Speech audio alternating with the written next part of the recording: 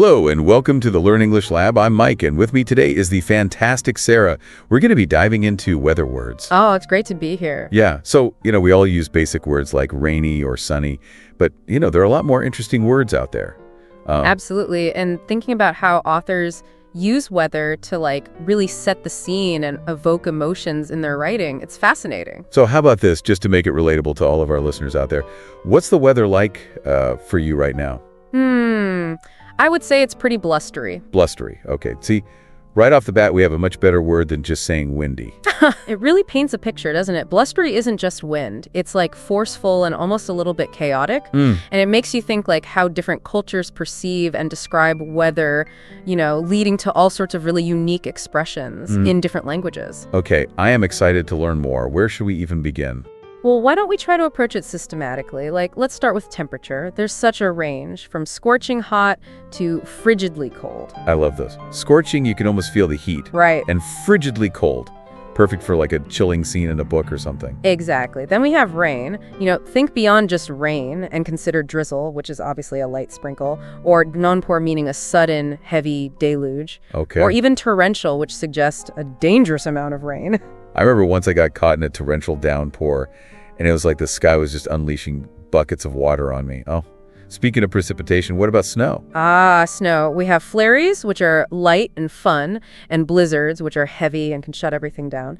And then, of course, there's sleet, that awful mix of rain and snow. Sleet, the worst of both worlds. Yeah. And then let's not forget about wind. It can be a gentle breeze that rustles leaves, or a powerful gale that bends trees and whips up the ocean. It's like that scene in Titanic with the wind whipping through her hair as she stands on the front of the ship. Yeah. Weather words could be so cinematic. Right. They can evoke such strong visuals. And how about clouds? We have billowing cumulus clouds, those, fluffy white giants that drift across the sky. Like cotton candy floating in the blue. Yeah. And then on the other end of the spectrum, we have ominous storm clouds, those dark, kind of brooding masses that signal a storm is coming. Those always remind me of old horror movies or something, like something scary is about to happen. Yeah. The weather can foreshadow events and create suspense. It really is. So we've covered temperature, rain, snow, wind, and clouds.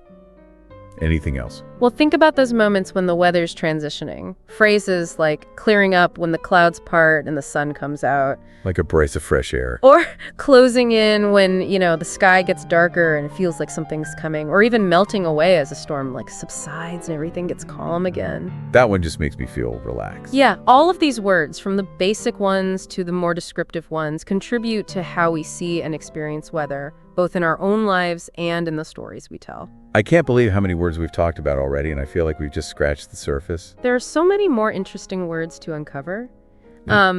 Why don't we dive deeper into specific categories? Okay, let's start with rain, I think. It's crazy how many different ways there are to describe, water falling from the sky, basically. It is. It really shows how a simple thing can inspire such a range of language. Take, for instance, drizzle. It might seem basic, but actually... But hold on. I need to get my notebook. I have a feeling this is about to get good. Yeah, I think you'll be interested in this. The word drizzle comes from the Middle English word drizzlin, which is thought to be what we called imitative in origin. So basically, the sound of the word is like the sound of the rain. So the word actually sounds like what it describes. Exactly. And that's not unusual with weather words. A lot of them came from people trying to describe the sounds and the way things feel in the natural world. That makes sense. So beyond drizzle, what other rain words have interesting stories behind them? Okay, well, how about downpour? This is a newer word from around the 19th century. It's a compound word combining down and pour, which is very straightforward. That's interesting. It seems like such a common word now. I know, right? But it really shows how language can change so quickly to reflect, what we experience and observe. This is so cool. I'm looking at weather words in a whole new way now. That's great. There's always something new to discover. Wow. I feel like we could talk about rain all day. But there's a lot more to weather than just rain, right? Right. I think we have to talk about wind, too. I mean, from a gentle breeze to a powerful hurricane, wind has such a huge impact on our experience of weather. Oh, yeah, for sure. We already talked about words like breeze and gale, but I'm wondering if there are any more, interesting words we could use to describe wind. Well, there's one word that I always think is really cool, zephyr. It's a Greek word, and it means a really gentle, warm west wind. Zephyr. That sounds kind of magical. It does, right? It makes you think of peace and tranquility. Like you often see it in poems or literature to create that kind of idyllic atmosphere. Yeah, it does have a very, like, calming feel to it. Definitely. And speaking of evocative words, there's also gust. Unlike zephyr, this one really gives you that sense of suddenness and force. It's a quick burst of wind that can, like, take you by surprise. Oh, I hate it when a gust of wind messes up my hair. Yeah, it's the worst. But, gust can also describe more serious weather events like thunderstorms or even tornadoes. Right, right. It really emphasizes the power of nature. Definitely. And it shows how language can be both beautiful and, powerful. Like it can capture so many nuances of our experiences. I'm learning so much today. It's like I never realized how complex and how beautiful weather words can be. I'm glad to hear that. And you know what? We haven't even talked about clouds yet. Oh yeah, clouds. They're like nature's artwork. I love that. They really are. And each type of cloud has a name and characteristics that are like unique to them. So for example, we have cirrus clouds. They're those really wisty, feathery clouds that you usually see really high in the sky. Those are my favorite. They look like brushstrokes across the sky. They are beautiful. And then there are cumulus clouds. Those are the really puffy, cotton-like clouds that we often see on sunny days. Those always remind me of being a kid, lying on the grass and looking for shapes in the clouds. That's a lovely memory. And of course, there are stratus clouds, which are the ones that make those gray, overcast skies that sometimes mean it's going to rain or snow. Right. It's amazing how, like, just water vapor in the atmosphere can create so many different, things to look at.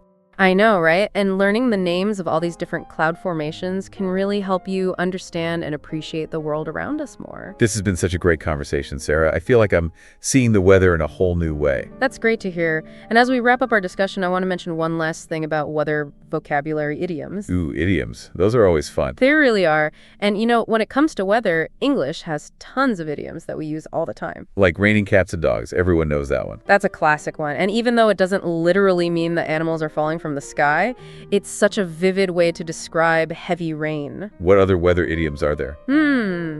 Well, one of my favorites is to chase rainbows. That one sounds interesting. Yeah, it basically means that you're trying to achieve something that is like impossible or unrealistic, just like trying to catch a rainbow, which is an optical illusion. Chasing after a dream that can't come true will probably lead to disappointment. Wow, that's actually really deep. I never thought about that one like that before. You see, idioms are like little windows into the history and culture of a language. This has been such a fascinating conversation, Sarah. I feel like we've only scratched the surface, but I've already learned so much. Me too. It's been really fun. I hope our listeners have enjoyed it as well. It's crazy to think about how something like weather, which seems so, basic, can have such a wide range of vocabulary. It really is. And it makes you realize that language is always changing, just like the weather itself. Who knows? Maybe someday there will be whole new words for weather patterns that don't even exist yet. That's a really interesting thought. It's like language is a living, breathing thing that, adapts and grows with the times. Exactly. And that's why it's so important to stay curious, to never stop learning, really embrace all the little details and variations in language. Absolutely. So for our listeners who want to keep learning about weather words, what tips would you give them? Well, I would say pay attention to the language used in weather forecasts and in books and movies, and even just in normal conversation.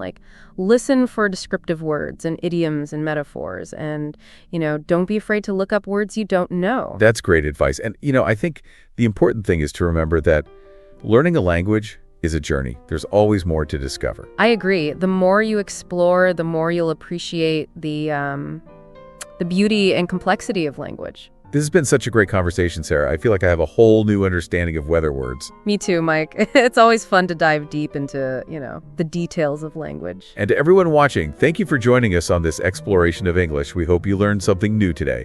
Don't forget to like, share, and subscribe to this YouTube channel for more deep dives into the world of language. See you next time.